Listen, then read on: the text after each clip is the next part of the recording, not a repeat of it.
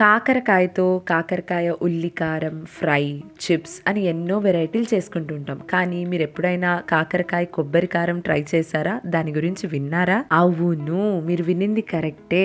కాకరకాయ కొబ్బరి కారం ఒక్కసారి ట్రై చేసి చూడండి, అస్సలు వదలరు. ఇంత అద్భుతంగా టేస్టీగా ఉండే కాకరకాయ రెసిపీని ఇన్ని రోజులు మిస్ అయ్యామా అని మీరే ఫీల్ అవుతారు. మరి ఎంతో టేస్టీగా ఉండే కాకరకాయ కొబ్బరి కారం కోసం నేనైతే 1/2 kg కాకరకాయలు అండ్ ఒక టెంకాయని తీసుకున్నాను. కాకరకాయలకు చూపిస్తున్న విధంగా లైట్ గా పైన చెక్కు తీసుకొని ఇలా మధ్యకు తరుక్కొని గింజలన్నీ తీసుకొని ఇలా చిన్న చిన్న ముక్కలుగా చేసి ఉంచుకోవాలి. మీరు కాకరకాయకున్న తోలుని తీయకూడదు అనుకుంటే నో ప్రాబ్లం, అలాగే కూడా వేసుకోవచ్చు. నెక్స్ట్ ఇప్పుడు కాకరకాయలోకి స్టఫింగ్ ని తయారు చేసుకుందాం. స్టఫింగ్ కోసం ఒక కంప్లీట్ కోకోనట్ ని చిన్న ముక్కలుగా కట్ చేసుకొని తీసుకోవాలి. తరువాత 10 నుండి 12 పచ్చిమిర్చి, 1 టీ స్పూన్ జీలకర్ర, ఒక పిడికెడంత కొత్తిమీర, అలాగే సరిపడా సాల్ట్ యాడ్ చేసుకొని స్మూత్ పేస్ట్ గా మిక్సీ పట్టుకోవాలి. పేస్ట్ ని తయారు చేసుకునేటప్పుడు లైట్ గా వాటర్ యాడ్ చేసుకొని పేస్ట్ ని తయారు చేసుకోవచ్చు. నెక్స్ట్ అయితే కాకరకాయలోకి ముందుగా తయారు చేసి ఉంచుకున్న స్టఫింగ్ ని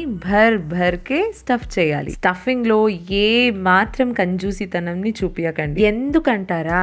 ఎందుకంటే heart and soul of this recipe is only in the stuffing part. కాకరకాయ ముక్కలన్నీ స్టఫ్ చేసుకున్నాక నెక్స్ట్ వాటిని ఫ్రై చేసుకోవటమే. ఫ్రై చేయటం కోసం ఒక కడాయి పెట్టుకొని దండిగా ఆయిల్ యాడ్ చేసుకోవాలి. తర్వాత 1 టీ స్పూన్ ఆవాలు, జీలకర్ర, నువ్వులు, ఇంగువ, కరివేపాకు యాడ్ చేసుకొని కరివేపాకు ఫ్రై అయ్యాక ముందుగా స్టఫ్ చేసి ఉంచుకున్న కాకరకాయ ముక్కలను పెట్టుకొని మూత పెట్టుకొని మగ్గించుకోవాలి. కాకరకాయలను ఇలా మధ్య మధ్యలో మూత తీసి తిప్పుకుంటూ ఉండాలి. ఇలా చేయటం వల్ల కాకరకాయలు అన్ని వైపుల నుండి కరెక్ట్ గా ఫ్రై అయ్యి కాకరకాయ బాగా ఉడుకుతుంది. కాకరకాయలన్నీ ఫ్రై అయ్యి గోల్డెన్ బ్రౌన్ కలర్ లోకి వచ్చాక మిగిలిపోయిన కొబ్బరి కారం స్టఫింగ్ ని యాడ్ చేసుకోవాలి. కొబ్బరి కారం యాడ్ చేసుకున్నాక మూత పెట్టుకొని ఒక 5 minutes మగ్గించుకోవాలి. లాస్ట్ అండ్ ఫైనల్ గా 1 టీ స్పూన్ షుగర్ యాడ్ చేసుకొని అంతా ఒకసారి కలిపేసుకొని కొత్తిమీరతో గార్నిష్ చేసుకుంటే అంతే, ఎంతో రుచిగా ఉండే కాకరకాయ కొబ్బరి కారం అయితే రెడీ అయిపోయింది. దీన్ని వేడి వేడి అన్నంలోకి తింటుంటే ఆహా ఎంత అద్భుతంగా ఉంటుందో.